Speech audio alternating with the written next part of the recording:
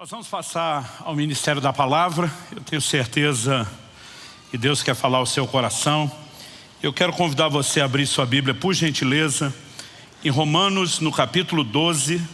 Nós vamos ler juntos dos versos 17 a 21. Romanos 12, de 17 a 21. O texto diz assim: não paguem a ninguém mal por mal. Procurem fazer o bem diante de todos. Se possível, no que depender de vocês, vivam em paz com todas as pessoas.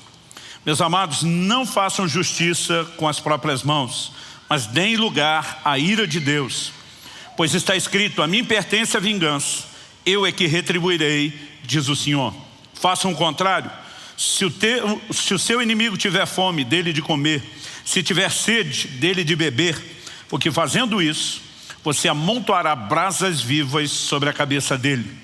Não se deixe vencer pelo mal, mas vença o mal com o bem. Meu Deus, suplicamos o favor do alto, a ajuda e o auxílio do Teu Espírito Santo, para que possamos compreender a Tua Palavra, não apenas no nível da mente e da razão, mas no íntimo do coração, por revelação, pela ação do Teu Espírito Santo, que pedimos, traga aquela aplicação pessoal que só o Senhor pode fazer. Que a Tua Palavra possa gerar não apenas fé, que ela gere correspondência, que ela de fato produza em nós crescimento. E nós desde já te agradecemos pela certeza do que o Senhor fará em nome de Jesus. Amém.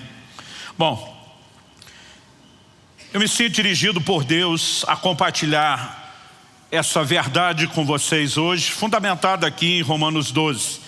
No verso 17, nós vemos a declaração: não paguem a ninguém mal por mal.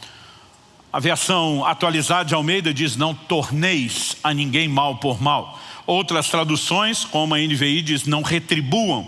Essa palavra tanto fala de devolver, numa espécie de reciprocidade, mutualidade, como também era usada para falar de pagamento. São todas possíveis traduções. Mas o verso 17, ele apenas nos orienta a respeito do que fazer.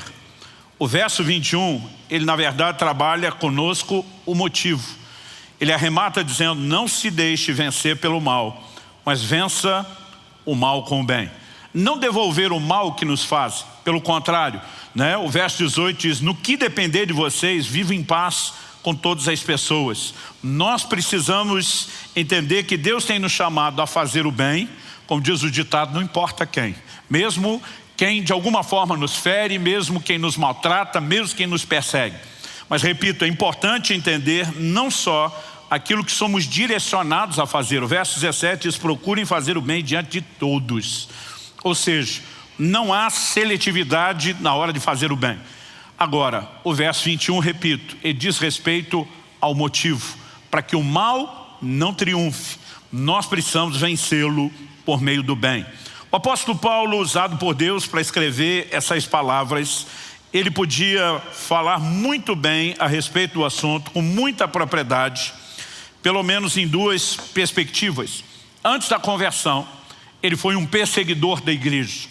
E ele lidou com a realidade prática de cristãos que obedeciam o ensino de Jesus, de orar pelos inimigos, né? Não só amá-los, mas orar por aqueles que nos perseguem. E acredito que isso teve um impacto enorme na vida do próprio apóstolo.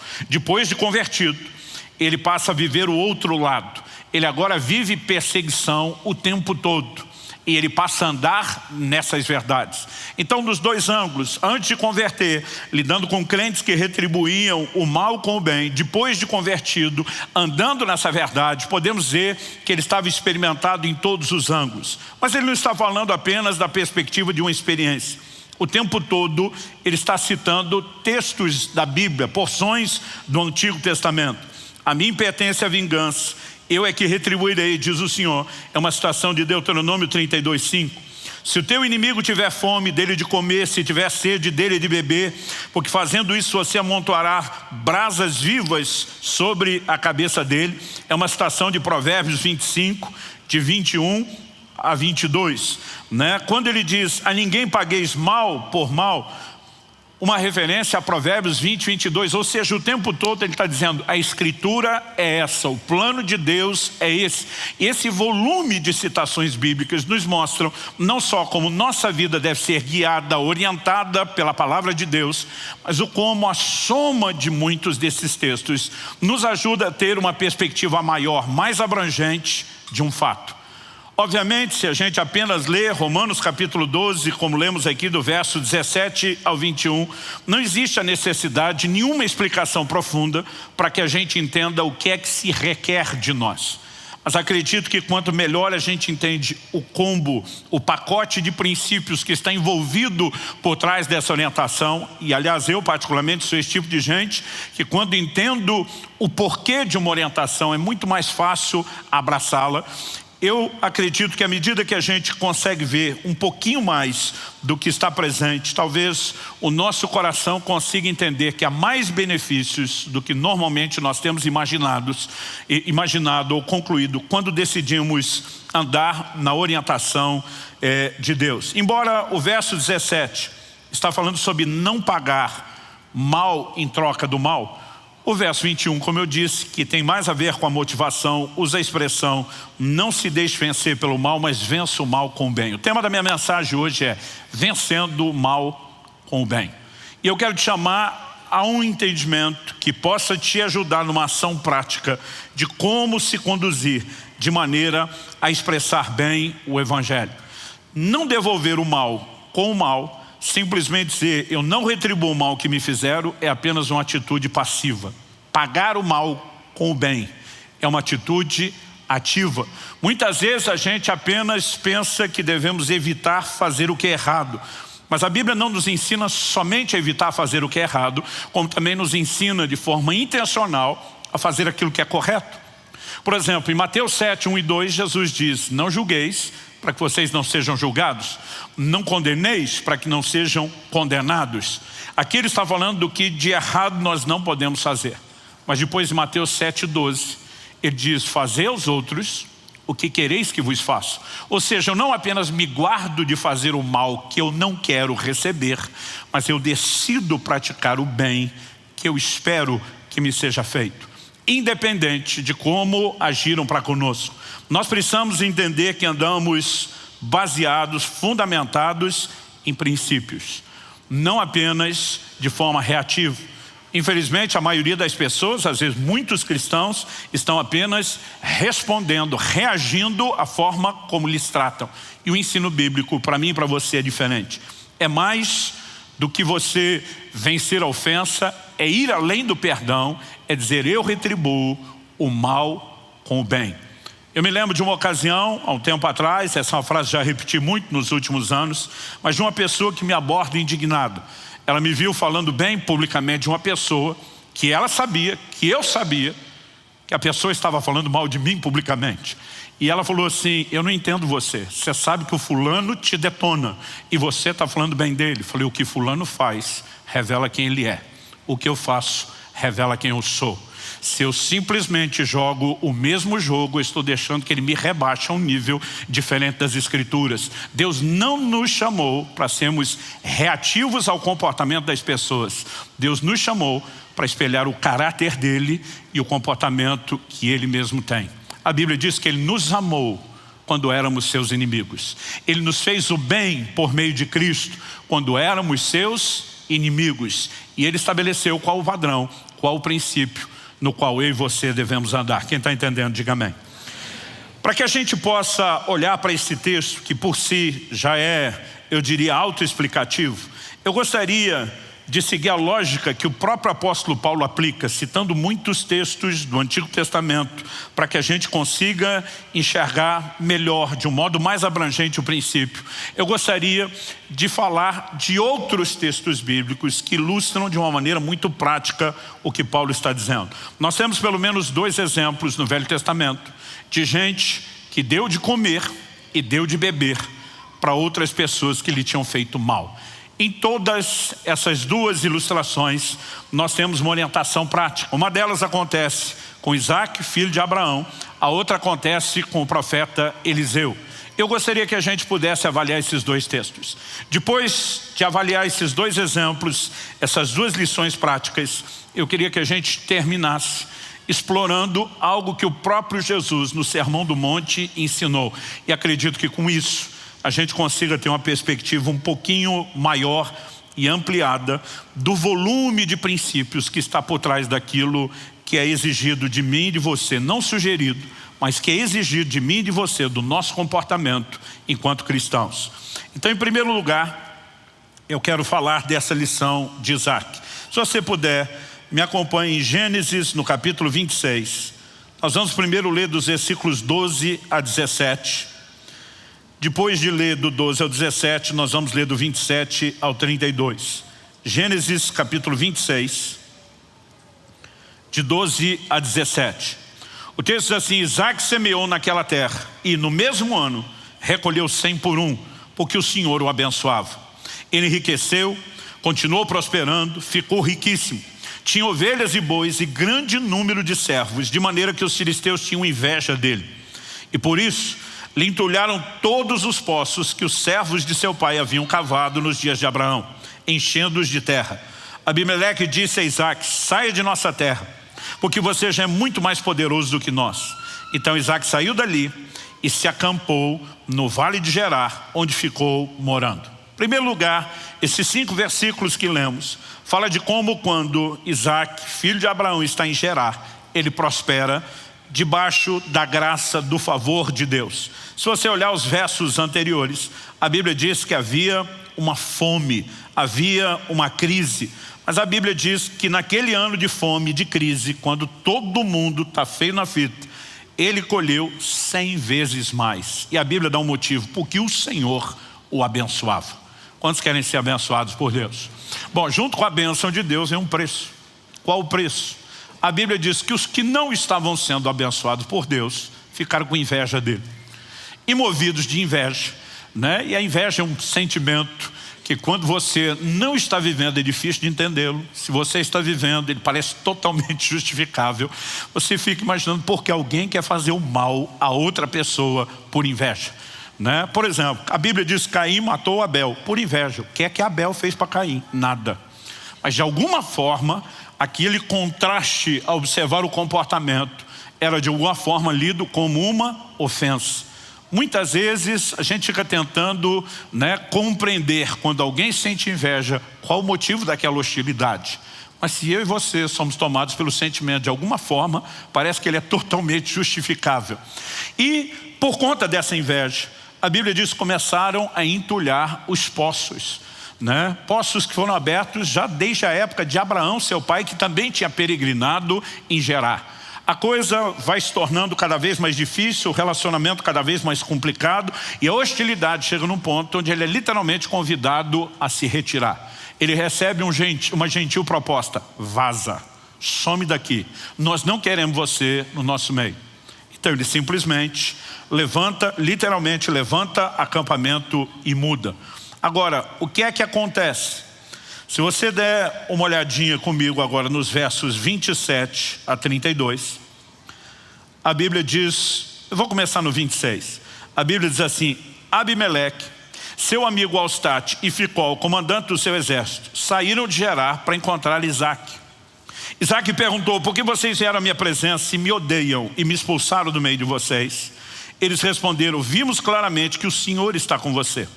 Então pensamos, seria bom se houvesse um juramento entre nós e você. Queremos fazer uma aliança com você. Acho interessante a ideia. Pensamos, seria bom. A pergunta é: bom para quem? Eles estão sendo bem interesseiros.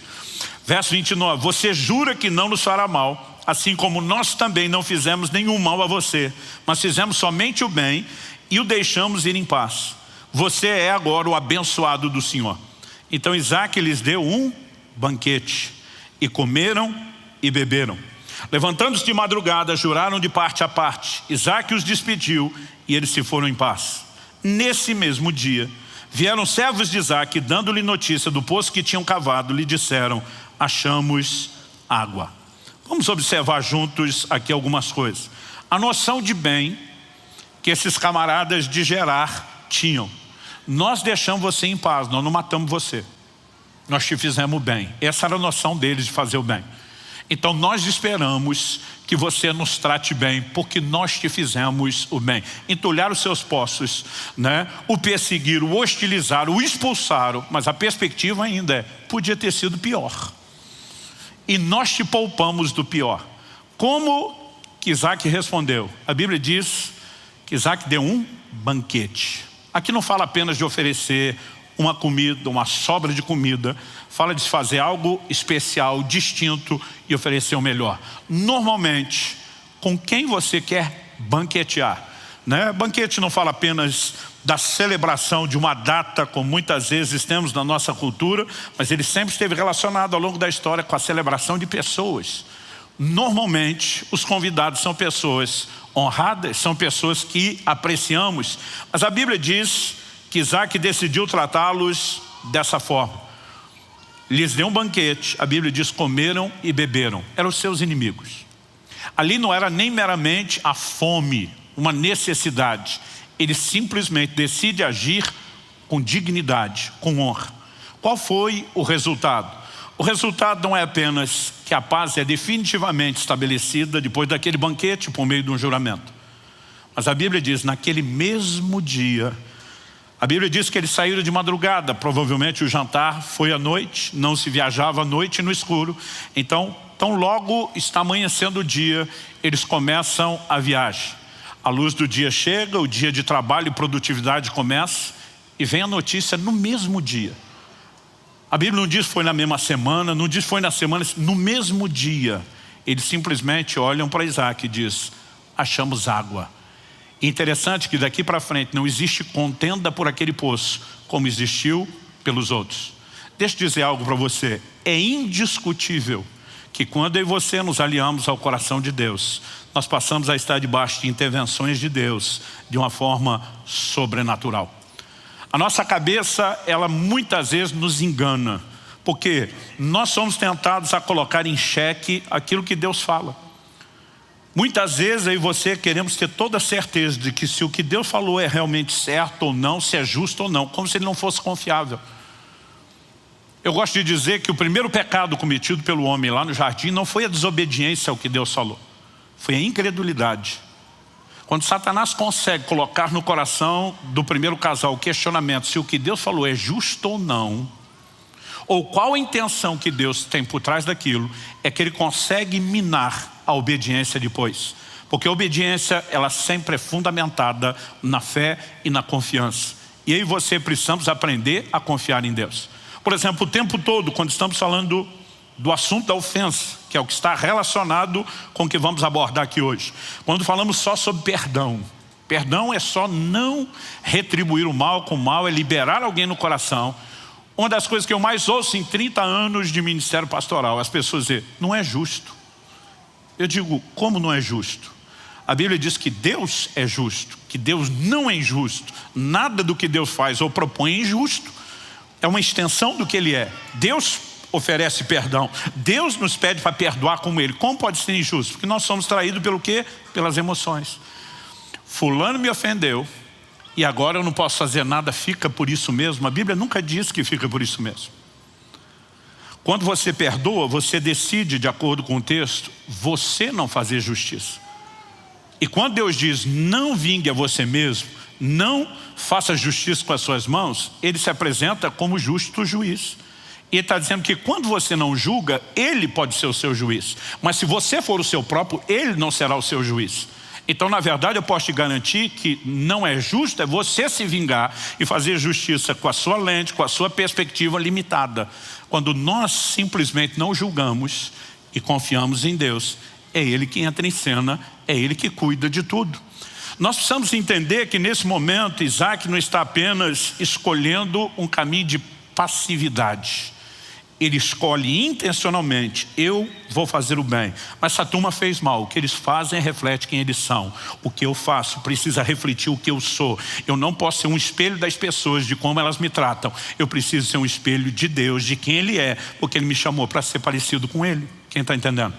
Agora, quando entramos neste lugar, não só o nosso coração é abençoado, não só a paz pode ser desencadeada, mas intervenções serão experimentadas da parte de Deus. Aliás, eu acho interessante observar que quando a gente observa histórias como essa, uma coisa que me vem o tempo todo ao coração, né? O verso 16 diz que eles pediram para Isaac deixar Gerar, sair da terra deles, né? O verso 23 diz que dali Isaac foi para Berseba. Nós não lemos o verso 23. O 24 diz, na mesma noite que ele sai, o Senhor lhe apareceu e disse: eu sou o Deus de seu pai Abraão, não tenha medo, porque eu estou com você. Eu o abençoarei, multiplicarei a sua descendência por amor de Abraão, meu servo. O que Deus está dizendo? Não assusta com a ameaça deles, nem com a hostilidade deles. Eu estou com você. Eu e você não podemos ler se Deus está conosco por meio das circunstâncias que enfrentamos. O que eu e você precisamos entender é a garantia dele. Deus está dizendo: eu te fiz uma promessa, eu vou cumprir meu propósito. O interessante é que enquanto estava em Gerar, o tempo todo as pessoas estão entulhando os poços. E na verdade tudo o que Isaac fez foi abrir de novo os poços de seu pai Abraão, que o povo entulhou de novo. Quando movido por aquela circunstância ele sai, ele dessa vez vai abrir o seu próprio poço. Ele não vai apenas viver na sombra de seu pai, ele vai entrar num lugar novo de conquistas, e aqui não existe mais problemas acontecendo. Ao que você precisamos acreditar é a garantia e a certeza de que as pessoas podem até fazer o mal, mas não nos tirar do plano ou do propósito de Deus. Nós precisamos confiar que a nossa vida está nas mãos de Deus e que Ele cuida da gente. Eu esperava que alguém ia dar um amém, glória a Deus. Então fica pronto, vamos tentar de novo. Nós precisamos confiar que o nosso destino não está na mão das pessoas, muito menos das que nos hostilizam, mas está nas mãos de Deus. Romanos capítulo 8, verso 28 diz: todas as coisas contribuem juntamente para o bem daqueles que amam a Deus e são chamados segundo o seu propósito. Quantos aqui amam ao Senhor? Mas o texto não diz que as coisas contribuem para o bem só dos que amam a Deus. São chamados segundo o seu propósito. Deus tem um plano. Deus tem um propósito para cada um de nós. Além do propósito geral, para todos, que é o mesmo da salvação, Ele tem planos individuais. Se existe alguém que pode acreditar na tal da teoria da conspiração, é o crente. Tudo conspira em teu favor, porque há um Deus cuidando de você. Ele tem o poder de usar tudo, todas as coisas. Olha para a vida de José. Seus irmãos se levantam contra ele, o perseguem, né, o traem, o vendem da forma que fizeram, e tudo que eles conseguiram, na linguagem do futebol, foi colocá-lo na cara do gol, no lugar certo, na hora certa, para viver o plano e o propósito de Deus. Que o nosso destino não está na mão das pessoas, está na mão de Deus. Então eu e você podemos olhar não só com misericórdia para quem nos faz o mal, mas com entendimento. Deus tem a capacidade de usar até a sua hostilidade contra mim, para me colocar num lugar melhor, para me fazer prosperar, para cumprir o plano e o propósito dele. Provavelmente, ainda que estivesse já debaixo de uma certa medida de bênção e prosperando, Isaac não teria vivido o que viveu sem aquela mudança. Provavelmente a mudança não teria acontecido, nem sido desencadeada num ambiente onde não houvesse aqueles problemas. Eu e você precisamos entender e confiar que nada, absolutamente nada, quando eu e você estamos de fato nos sujeitando a Deus, crendo e confiando nele, foge ao controle de Deus, é o poder de reciclagem de Deus. Eu não estou dizendo, quando cito José, que Deus fez os seus irmãos fazerem aquilo.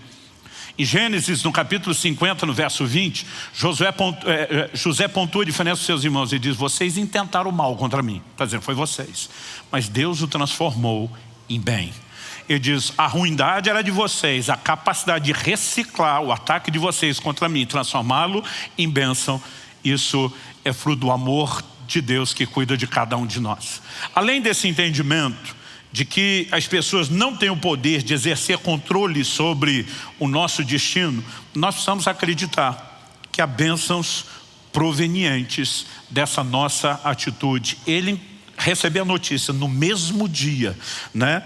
Amanheceu, o sol clareia e ele simplesmente alcança aquilo que vem lutando por tanto tempo sem conseguir. Me faz ver o dedo de Deus. E eu e você podemos ver muito mais do que Deus tem para nós quando decidimos andar em obediência aos seus mandamentos. Segunda lição que eu gostaria que nós avaliássemos é o que nós aprendemos com o profeta Eliseu. Eu vou ler um texto um pouquinho longo e eu quero que você possa ler esse texto, assim como fizemos com o primeiro, com a lente que o Novo Testamento dá a respeito do Antigo. Romanos 15:4 diz: tudo quanto foi escrito, para nosso ensino foi escrito. 1 Coríntios capítulo 10, verso 11, falando dos relatos, dos registros sobre o povo de Israel do Antigo Testamento, diz: essas coisas lhes aconteciam e foram escritas para nossa advertência, para nosso exemplo de quem são chegados os fins dos tempos. Então vamos para um desses textos. Segundo livro de Reis, capítulo 6. Eu vou ler a partir do verso 8 e nós vamos ler juntos aí até o verso 23. O texto diz: o rei da Síria estava em guerra contra Israel. E, em conselho com seus oficiais, disse: em tal e tal lugar estará o meu acampamento. Mas o homem de Deus mandou dizer ao rei de Israel: evite passar por tal lugar, porque os sírios estão descendo para ali. O rei de Israel enviou tropas ao lugar de que o homem de Deus lhe havia falado e de que o tinha avisado. E, assim, se salvou mais do que uma ou duas vezes. O rei da Síria ficou angustiado com esse incidente. Então chamou seus servos e perguntou: vocês não vão me dizer quem dos nossos está do lado do rei de Israel? Um dos servos respondeu: ninguém, ó rei, meu senhor. Mas o profeta Eliseu, que está em Israel, conta ao rei de Israel as palavras que o senhor fala no seu quarto de dormir. Então o rei disse: vão e descubram onde ele está, para que eu mande prendê-lo. E contaram ao rei: eis que ele está em Dotã. Então o rei enviou para lá cavalos, carros de guerra e um grande exército. Eles chegaram de noite e cercaram a cidade. O servo do homem de Deus levantou-se bem cedo e, ao sair, eis que havia tropas, cavalos e carros de guerra que haviam cercado a cidade. Então o moço disse a Eliseu: ai, meu senhor, o que faremos? Ele respondeu: não tenha medo, porque são mais os que estão conosco do que os que estão com eles. E Eliseu orou e disse: Senhor, peço-te que abras os olhos dele para que veja. E o Senhor abriu os olhos do moço, e ele viu que o monte estava cheio de cavalos e carros de fogo ao redor de Eliseu. E quando os sírios desceram contra ele, Eliseu orou ao Senhor e disse: peço-te que firas essa gente de cegueira. E ele os feriu de cegueira, conforme a palavra de Eliseu. Se o texto terminasse aqui, a gente ia pensar que Eliseu estava bem nervosinho. Mas olha a continuação. Então Eliseu lhes disse aos homens feridos de cegueira: não é este o caminho, nem esta cidade. Sigam-me e eu os guiarei ao homem que vocês estão procurando. E os guiou à cidade de Samaria. Deixa eu abrir um parênteses. Samaria era a capital de Israel, o reino do norte. Depois do reino dividido, a partir de Roboão, filho de Salomão e neto de Davi, 10 tribos formam o reino do norte e só 2, Judá e Benjamim, formaram o reino do sul. Então Samaria é a capital do reino. Era o lugar onde estava o rei com todo o seu exército. A Bíblia diz: e os guiou à cidade de Samaria, uma cidade murada. Quando eles chegaram a Samaria, Eliseu disse: ó Senhor, abre os olhos desses homens para que vejam. E o Senhor abriu os olhos deles e viram, e eis que estavam dentro de Samaria. Quando o rei de Israel os viu, perguntou a Eliseu: meu pai, devo matá-los? Ele respondeu: não os mate. Você mataria aqueles que fizesse prisioneiros com a sua espada e o seu arco? Ordena que lhes deem pão e água para que comam, bebam e voltem para o seu senhor. Aqui, assim como no caso de Isaac, nós temos alguém que intencionalmente decide oferecer comida e bebida para quem procurava o mal. Verso 23 diz: então o rei ofereceu-lhes um grande banquete. De novo a ideia aqui é banquete. Outro detalhe a ser considerado em conta: quando você lê os capítulos anteriores e posteriores, você vê que o cenário era de uma crise econômica e financeira sem precedentes. Ou seja, não tinha comida sobrando.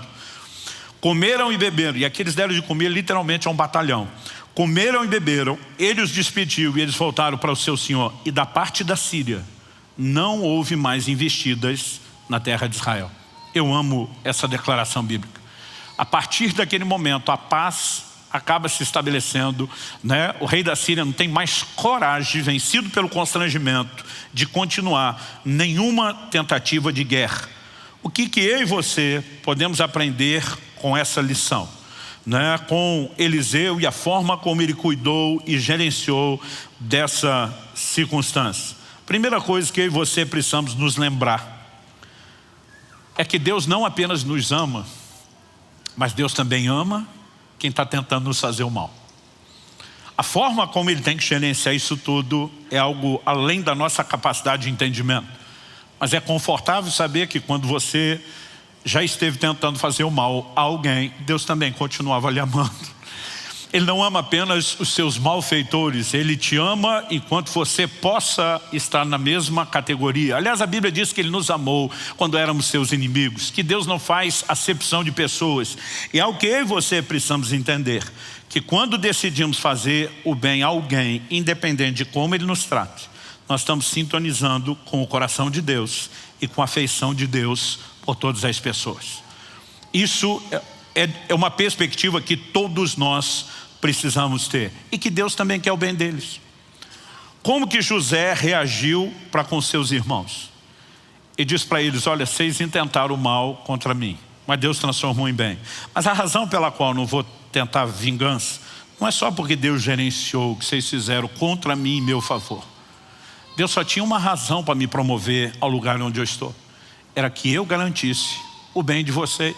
Fazer o bem a vocês é minha missão. É parte do propósito que Deus me confiou. Cada um dos seus irmãos era simplesmente o cabeça de uma das futuras tribos de Israel. Em todas essas tribos viriam ainda à existência muita gente amada por Deus, gente com quem Deus teria planos e propósitos especiais. E José simplesmente consegue sair daquela perspectiva emocional e ele olha qual é o plano e o propósito de Deus, o que é que Deus tem em mente. E diz: então eu não vou retribuir o mal que vocês me fizeram, mas eu vou pagar isso com o bem. Eu cuidarei de vocês, eu vou sustentar vocês. Porque eles já tinham vivido um concerto, mas quando Jacó morreu, seus irmãos ficaram temerosos. Eles não conseguem acreditar no perdão de José e pensam: ele fez isso enquanto nosso pai estava vivo. Agora que papai morreu, ele vai mostrar quem ele é. Ele vai botar as garras de fora. Ele vai vir com tudo para cima da gente. E eles procuram José para uma nova conversa, dizendo: sabe que seu pai pediu para você perdoar a gente de verdade? José olha para eles e diz: gente, eu vou cuidar de vocês. Não preciso se preocupar se eu perdoei ou não perdoei. Não preciso se preocupar se haverá retaliação. Eu fui levantado por Deus para promover o bem. Essa é a minha missão. E se vocês me fizeram mal antes de poder receber o bem, o constrangimento é todo de vocês. Eu vou fazer aquilo que eu fui chamado para fazer. Mas esse entendimento de conseguir ver, até na vida de quem de alguma forma está ferindo, né, está te atacando, de conseguir ter um entendimento: Deus os ama, Deus tem algo para essas pessoas. É algo que eu e você precisamos trazer para esse combo. Quando Jesus está na cruz, qual a oração dele? Senhor, perdoa-lhes, eles não sabem o que fazem. Jesus está olhando e dizendo: estão sendo movidos por cegueira espiritual, mas o Senhor os ama, o Senhor tem um plano e um propósito, não leve isso em conta. Estevão, quando estava sendo apedrejado, ora de forma semelhante a Jesus, refletindo o comportamento de Jesus, não se espelhando naqueles que estão atacando, né? E naquele momento não só maltratando, mas matando ele. Ele simplesmente clama misericórdia: não lhes impute esses pecados. Agora, sabe o que é curioso? A Bíblia diz que colocaram as vestes de Estevão, o primeiro mártir, aos pés de quem? De Paulo. O mesmo Paulo que está escrevendo que eu e você podemos vencer o mal com o bem. Eu disse que Paulo teve as duas perspectivas.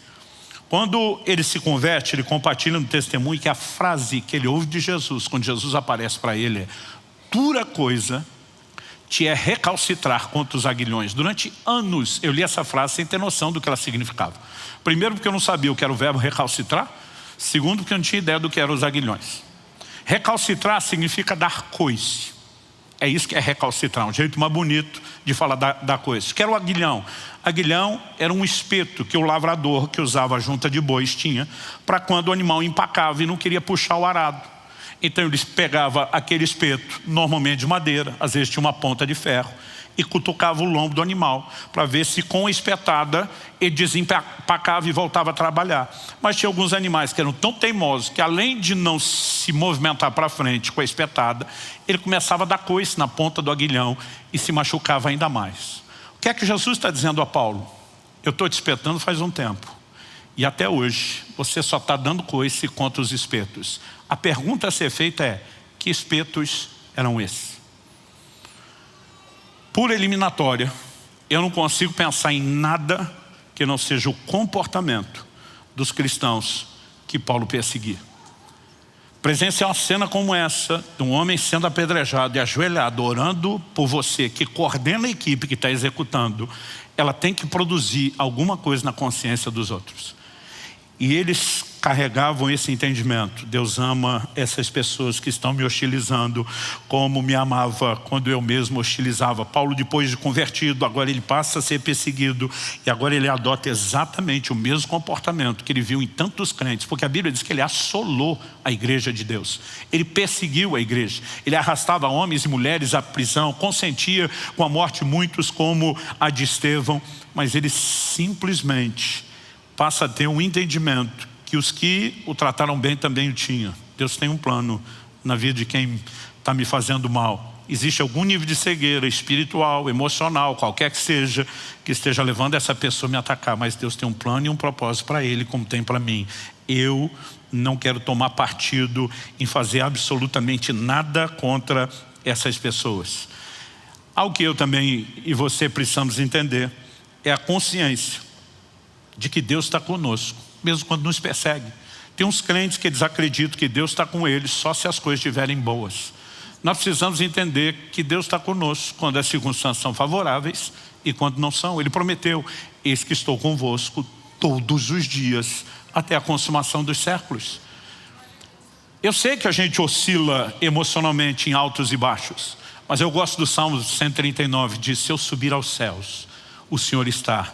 Se eu fizer a minha cama no mais profundo do abismo, o Senhor também está ali, nos altos e baixos. Ele está conosco o tempo todo. A presença de Deus conosco não depende de circunstâncias, não depende de como eu e você nos sentimos. A Bíblia diz que Isaac está sendo hostilizado pelos filisteus justamente porque Deus o abençoa. A Bíblia diz que Deus era com José e ele não deixou de ser hostilizado porque Deus era com ele. A questão é os desdobramentos que as circunstâncias vão ter porque Deus era com ele.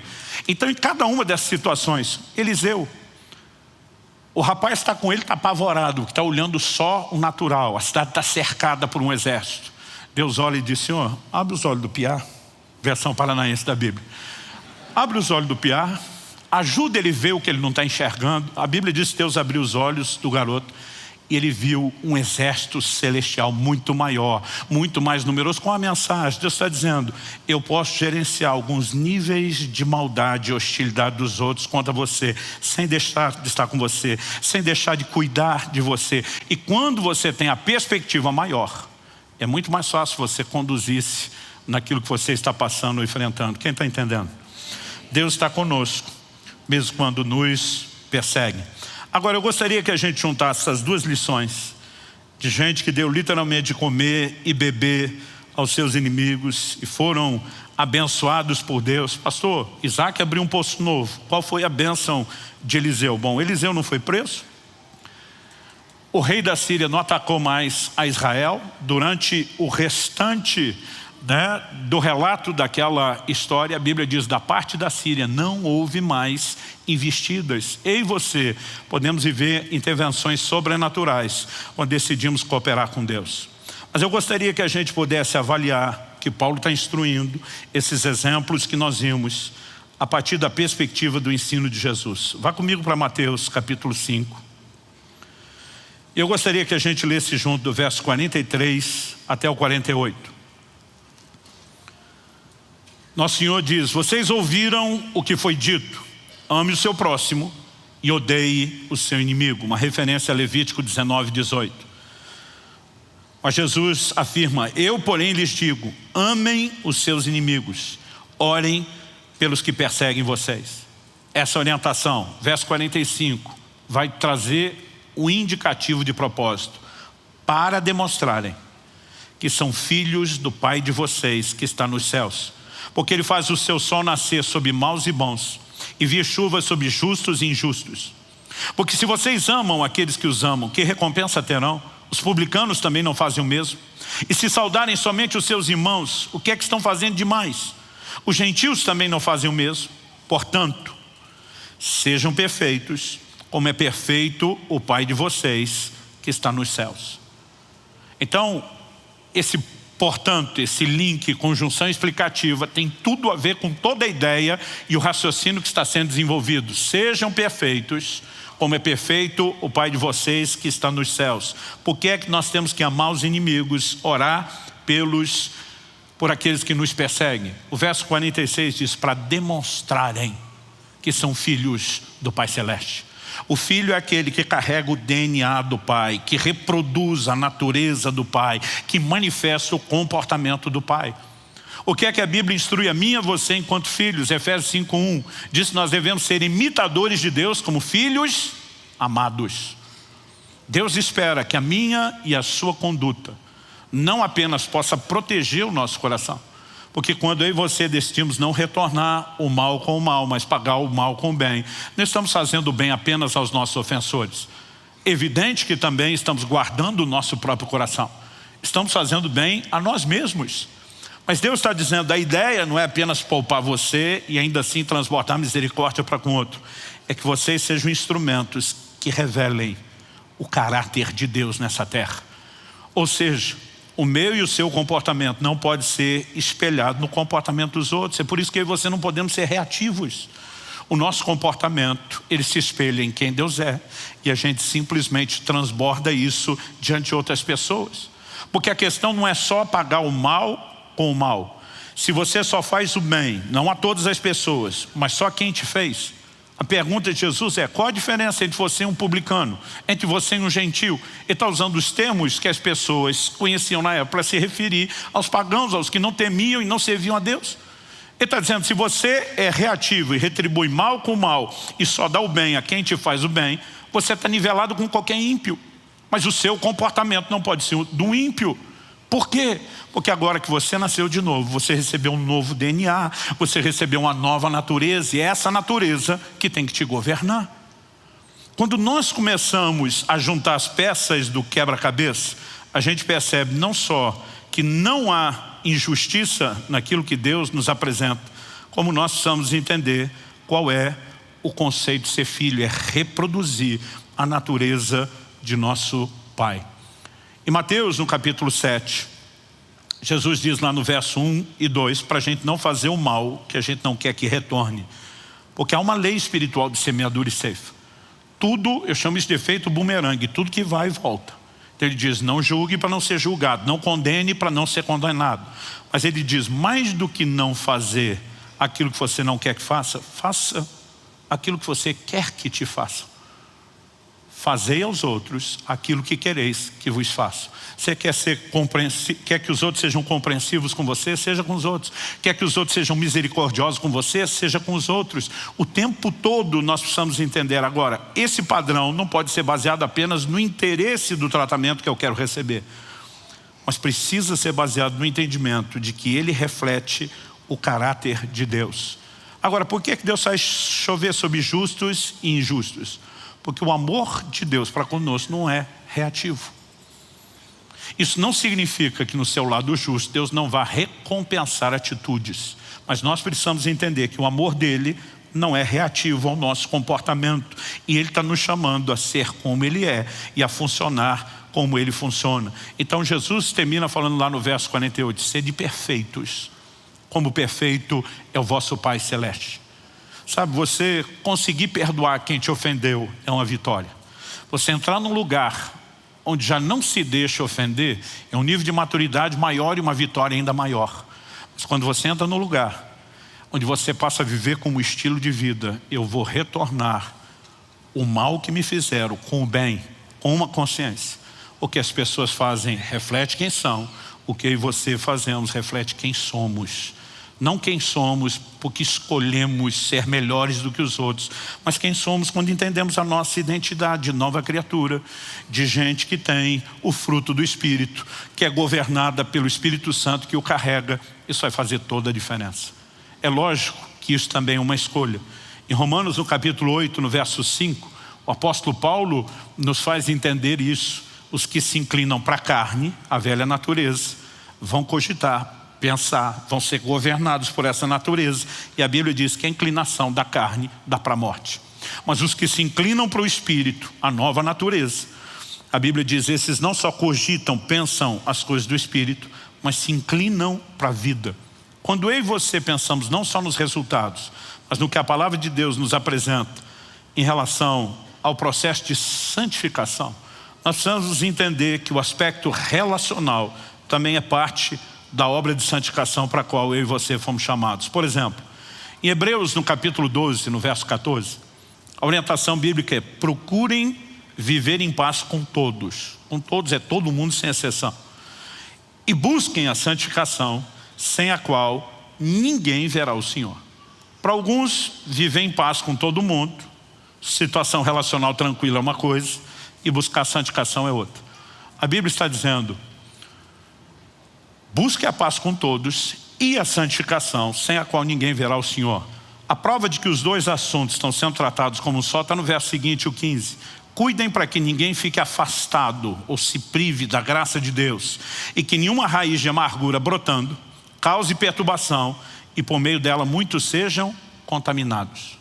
Busque a paz com todos e a santificação, porque se você não tiver em paz com os outros e uma raiz de amargura brotar, você se priva da graça de Deus, você se desconecta de Deus. Sem santificação ninguém vê a Deus. Ou seja, a maneira como eu e você gerenciamos as emoções e como reagimos às ofensas é parte do processo de santificação. A Bíblia não faz uma distinção e diz: olha, ser santo é guardar da imoralidade do corpo, mas na alma deixa qualquer lixo e toxicidade se acumular. Não, a Bíblia diz que isso é parte do processo de santificação, e eu e você temos que nos guardar disso. Em 1 Tessalonicenses, no capítulo 5 e no verso 15, o apóstolo Paulo diz assim, e aqui eu termino: tenham cuidado. Eu gosto dessas advertências bíblicas do tenham cuidado. Ele está dizendo: vigia, fique esperto, presta atenção.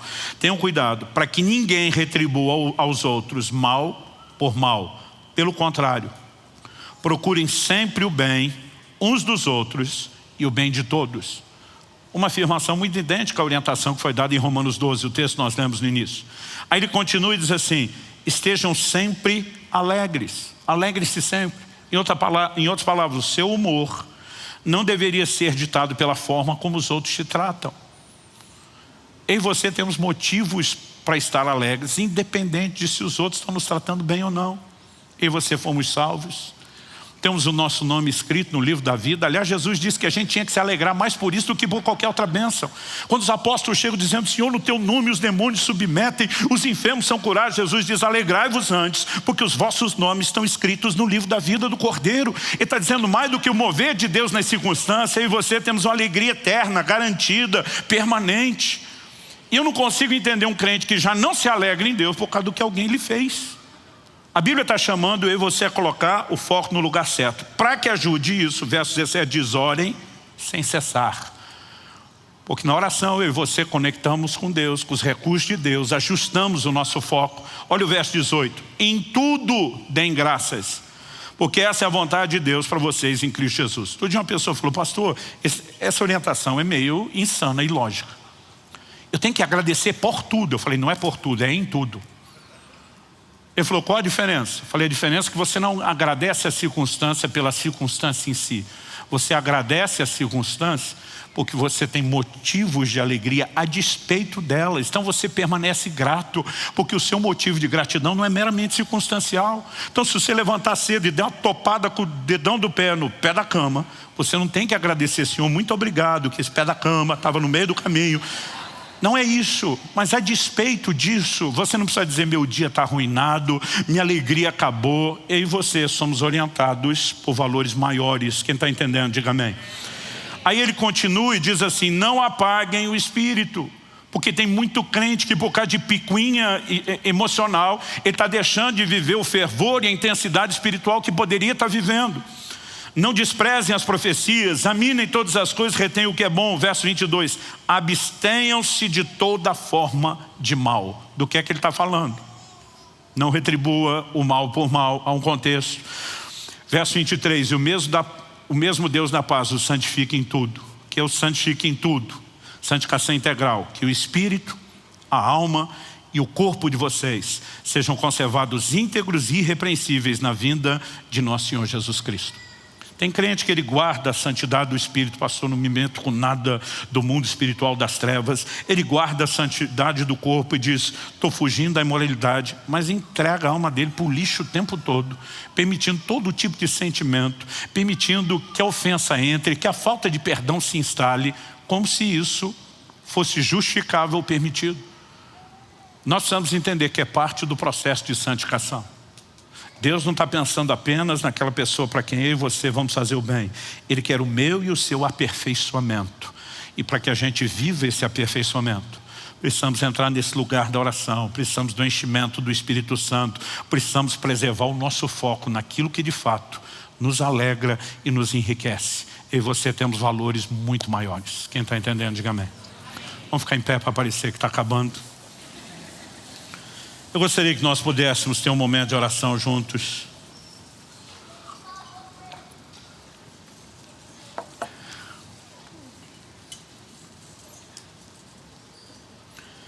Eu gosto muito, diante de toda e qualquer palavra que eu recebo de Deus, seja num culto, seja meditando na Escritura, num momento devocional, conversando com alguém, ficar me perguntando o que é que de forma prática eu posso fazer. Eu sei que nós mexemos aqui em muitos ângulos e perspectivas, tentando montar o quebra-cabeça todo. E às vezes Deus mexe mais com um numa área, com outro em outra. De repente o que Deus mais queria trazer ao seu coração é aquele lugar de fé e confiança, seu destino profético.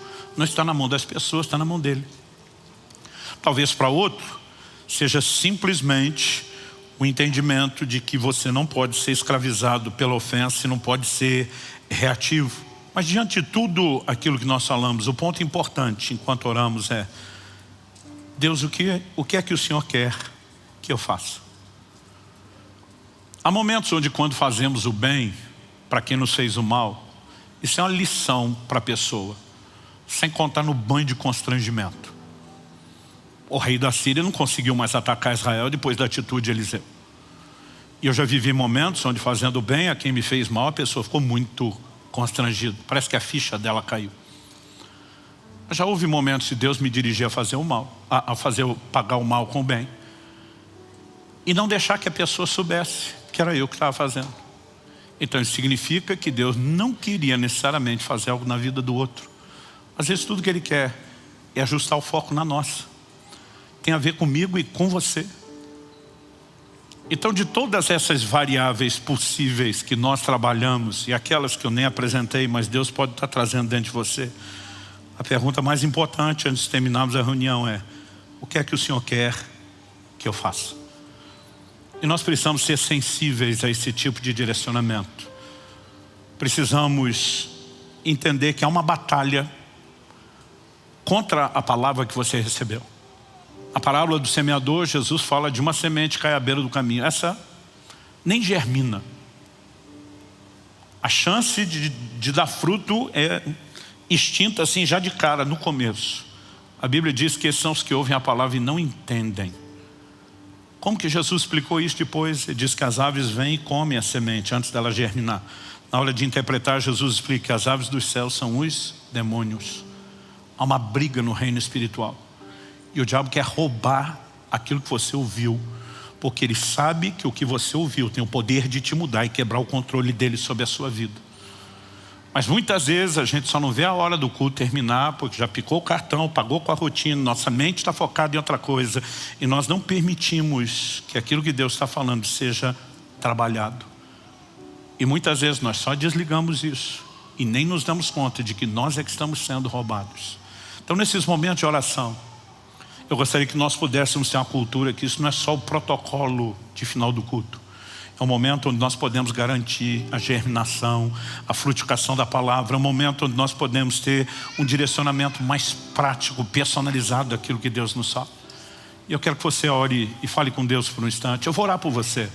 Você não precisa ouvir minha oração. Você pode fazer a sua. Espírito Santo, nós precisamos não apenas do combo da compreensão de princípios, nós precisamos daquela aplicação personalizada que só o Senhor pode fazer. E nós oramos por isso agora.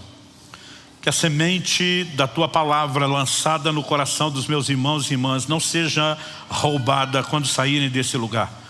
Nós oramos para que aquilo que o Senhor começou aqui e agora não termine no final do culto.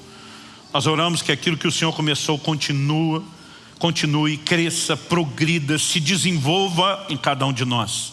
Nós queremos ser trabalhados pelo Senhor, pelo Teu Espírito, pela Tua Palavra, e nos expomos a isso. Reconhecemos que toda a natureza carnal se levanta contra essas verdades, reage de forma quase hostil a essas verdades. Mas nós oramos que o Senhor não apenas abra o entendimento espiritual, como traga todo o quebrantamento e sensibilidade necessária para não apenas entendermos, mas praticarmos a Tua Palavra. Nós oramos por isso em nome de Jesus. E desde já te agradecemos pela certeza de que o Senhor nos conduzirá. Alguns terão aquela clara sensação, Deus de fato está me dirigindo. Outros talvez podem acreditar que chegaram à conclusão sozinhos, sem perceber o quanto o Senhor os influenciou. O que nós te pedimos é que o resultado final seja o mesmo, independente de como seja o processo. Que o Senhor nos guie a ações práticas da Tua Palavra. Nós oramos em nome de Jesus. Amém. Se você crê e concorda, diga amém. Você recebe essa palavra, diga eu recebo em nome de Jesus.